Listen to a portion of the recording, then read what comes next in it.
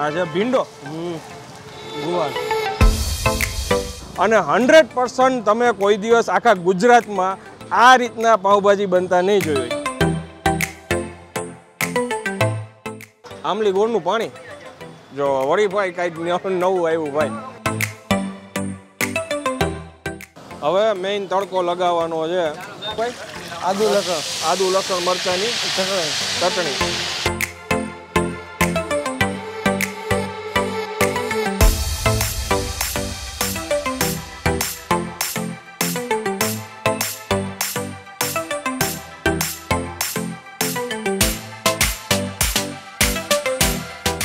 તો ફરી એકવાર તમારા માટે એક નવો વિડીયો લઈને આવી ગયો છું ને અત્યારે હું છું ધોરાજીમાં.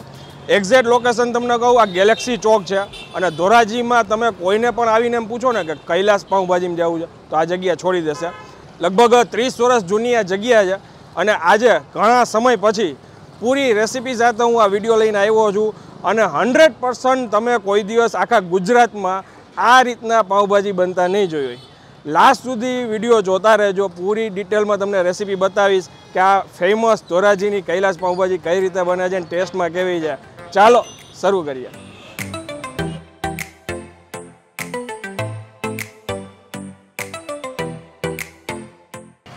જો અત્યારે અહીંયા ભાજી બનાવે છે ભાઈએ, તેલ લઈ લીધું છે, જીરાથી વઘાર કર્યો. સાહેબ તમારું નામ? રફીકભાઈ. આ છે ભીંડો.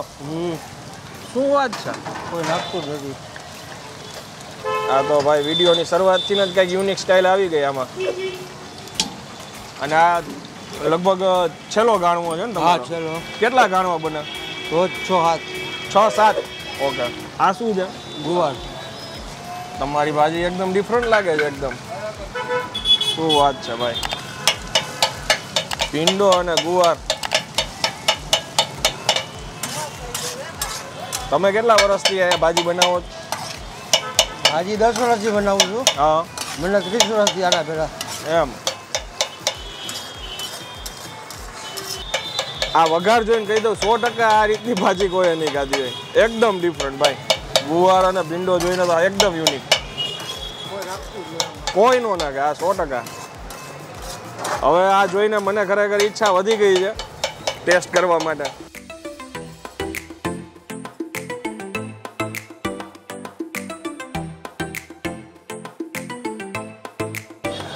આ શું છે? ગ્રેવી? લસણની ચટણી.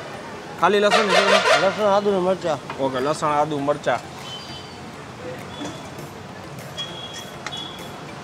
આ રીંગણા.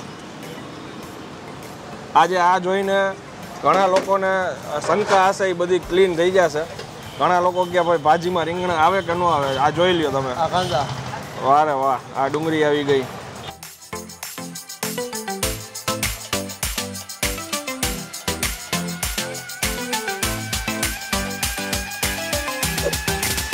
ગજબ સ્ટાઇલ હો ભાઈ, ગજબ.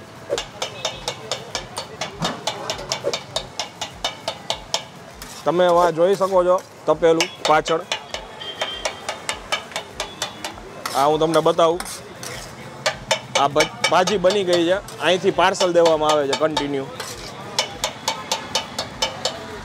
જો આ પાર્સલ લઈ જાય ભાઈ.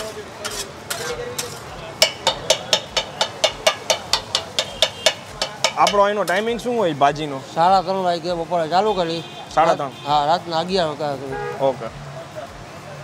આ ટમેટા નાખું છું. હા, હવે ટમેટાની ગ્રેવી. ઓકે, ચોપ કરેલા છે.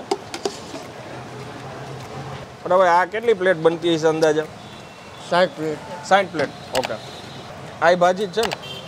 ઓહો. એક ઓલું તપેલું, બીજું આ તપેલું, ત્રીજું હજી આ બને છે. રોજ 500-600. 500-600 પ્લેટ. ઓહો. આ વટાણા આવે. ફરી હવે સરખી રીતે મિક્સ કરવાનું છે.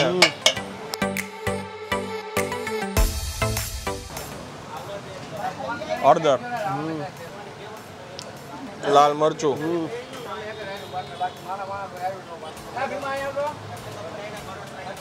આ મીઠું.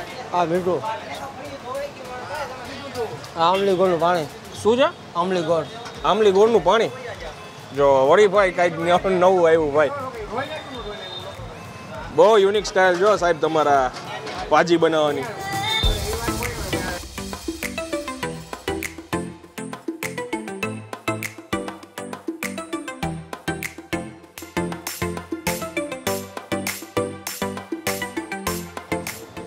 ફરી આમલીનું પાણી ને ગોળનું પાણી નાખ્યું ભાઈએ.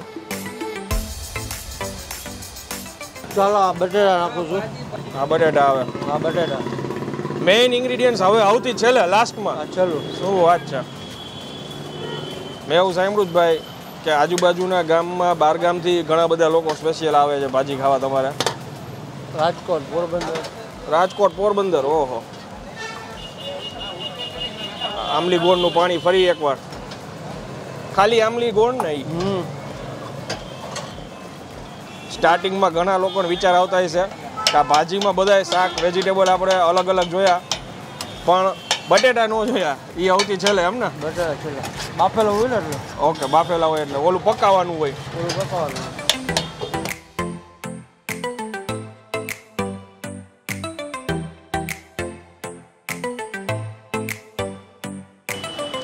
ફરી એકવાર આમલી અને ગોળ.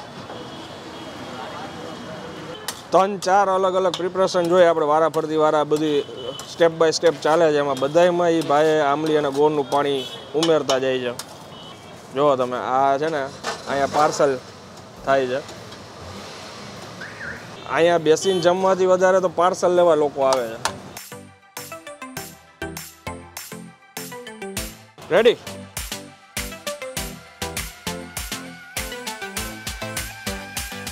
આ ભાજી તૈયાર થઈ ગઈ છે.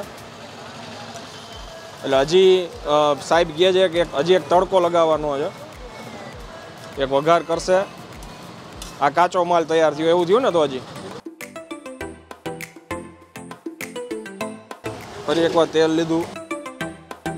હવે મેઇન તડકો લગાવવાનો છે. આ શું હતું ભાઈ? આદુ લસણ મરચાંની ચટણીથી જ વઘાર કર્યો એમ ને? કોઈ જાતનો ગરમ મસાલો ઉપયોગ ન કર્યો હોય. હા,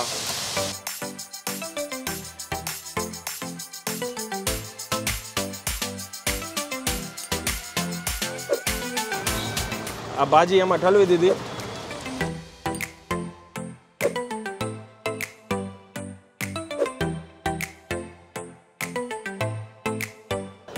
ફરી એકવાર આમલી ગોળનું પાણી.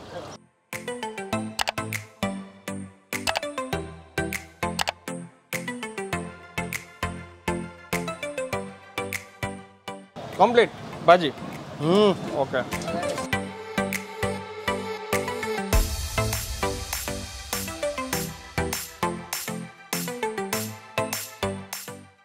ફાઇનલી આપણી ભાજી આવી ગઈ છે. એકવાર નજીકથી તમને બતાવી દઉં. ઘણા લોકોને થોડુંક ઓઇલી લાગશે પણ મેં જેટલી વાર રેસીપી લીધી છે પાઉંભાજીની એમાં ઓઇલ મેઇન હોય છે.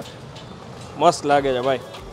અને ઘણી બધી જગ્યાએથી બારગામથી સ્પેશિયલ અહીંયા આવતા હોય છે લોકો ખાવા. હું ફર્સ્ટ ટાઈમ ટ્રાય કરવાનો છું. 1 વર્ષ પહેલાં હું જ્યારે ધોરાજીમાં શૂટિંગ કરવા આવ્યો હતો ત્યારે હું સવારના ટાઈમે આવ્યો હતો, સાંજે હું અહીંયા નહોતો એટલે આ જગ્યા મિસ થઈ ગઈ હતી મારે. સવારના ટાઈમે કંઈક અહીંયા રેસ્ટોરન્ટ ચાલુ હોય છે, ડાઇનિંગ હોલ, અને સાંજના ટાઈમે 4 વાગ્યા પછી અહીંયા મેઇન આ પાઉંભાજીનું શરૂ થાય છે એમનું. મારી સાથે મારા 2 મિત્રો છે, આશીષ અને હાર્દિક. એ જ મને આ જગ્યાએ લઈ આવ્યા છે. હવે અમે લોકો ટેસ્ટ કરીએ.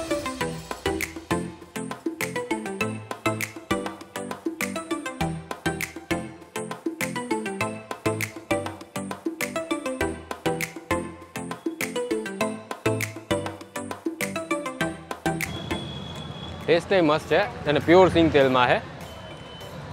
સૌથી વધારે મોઢા મૂકતા આવે સૌથી પહેલી ફ્લેવર આવે સિંગ તેલની. અને પાઉં પણ કંઈક યુનિક સાઇઝના છે જે જનરલી રેગ્યુલર આ પાઉં હોતા નથી. અહીંયા છે ને બધે મેં માર્ક કર્યું થોડાક પાઉં છે ને સ્વીટ ટાઈપ હોય છે. ઓમ ઓલી રેડીમેડ બેકરીઓમાં કેમ હોય એવા. મસ્કાબન જેવું મસ્કાબન જેવું. અને સોફ્ટ બહુ વધારે છે. હા,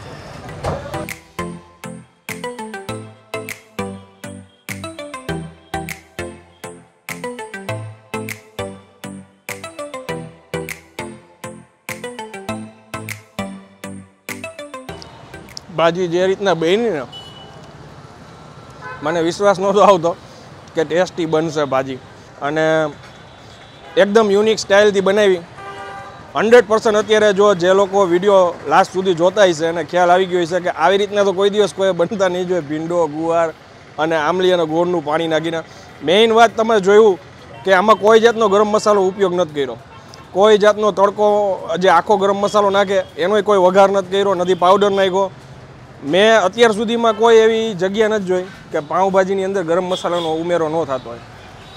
તો એ એક બહુ સારી વાત છે, એટલે જેનાથી શું છે કે એસિડિટીની એવી કાંઈ પ્રોબ્લેમ ન થાય કોઈને. અને હવે આ વિડીયો આઈ થિંક બહુ લાંબો થઈ ગયો છે રેસીપીને લીધે, તો વિડીયોનો હું અહીંયા વિરામ આપું છું. 100% આ જગ્યાએ મુલાકાત લેવા જેવી છે. 90 રૂપિયા પાઉંભાજીની કિંમત છે. છાશ છે એના અલગ રૂપિયા છે, પાપડના અલગ રૂપિયા છે. છાશ એક ટેસ્ટ કરી લઉં ફરીથી. ઇવન કીધું એમ કે ભીંડો કોઈ જગ્યાએ પાઉંભાજીમાં મેં નથી સાંભળ્યું કે કોઈ બીજા કોઈ નહીં સાંભળ્યું હોય કે ભીંડો હોય. રીંગણા ઘણીવાર એમ મેં એક પાઉંભાજી ઘરે હોમ રેસીપી બતાવી હતી બીજી એક ચેનલ ઉપર, કે આમાં રીંગણા ન હોય. આની અંદર રીંગણા હતા. આજે આટલી ફેમસ છે ધોરાજીની, તમે કદાચ જે લોકો ધોરાજીની બહાર રહેતા હોય એના વિશ્વાસ ન હોય તો ધોરાજીના કોઈ બી લોકોને ફોન કરીને પૂછી શકે છે કે કૈલાસ કેટલું ફેમસ છે એમના ગામનો. તો રીંગણા નાખે છે, ભીંડો નાખે છે, ગુવાર નાખે છે અને ઓલું ગોળ અને આમલીનું પાણી નાખે છે. બહુ યુનિક સ્ટાઇલ છે. કોઈ બી ગરમ મસાલા વિના આટલી ડિફરન્ટ સ્ટાઇલથી બનાવે છે અને ટેસ્ટ પાછો લાજવાબ છે. 100% વિડીયોને વધુ શેર કરી દો અને કમેન્ટ કરીને મને જરૂરથી જણાવજો જો તમે ધોરાજીના હોય તો તમે આ જગ્યાએ પાઉંભાજી ખાધી છે કે નહીં. અને વિડીયોને એક લાઇક આપી દેજો. ત્યાં સુધી જય હિન્દ, જય ભારત.